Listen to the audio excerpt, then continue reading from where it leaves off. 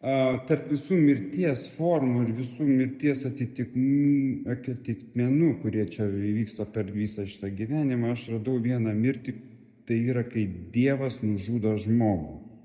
Ir šitam paveiksle aš vaizduoju tą, kad tarp mirties tinklo yra viena vieta, kur Dievas įkiša ranką per mirtį, reiškia, ir ištraukė žmogų pas save. Tai aš manau, kad tai žmogus tampa amžinas. Reiškia, ta mirties forma jo yra kaip ir jis tampa amžinu. Jisai nemiršta. Nes pati mirtis dar visoje toje sistemoje visiškai nepriklauso dievams. Tai yra visiškai, pagal mane, tai visiškai kitas dalykas.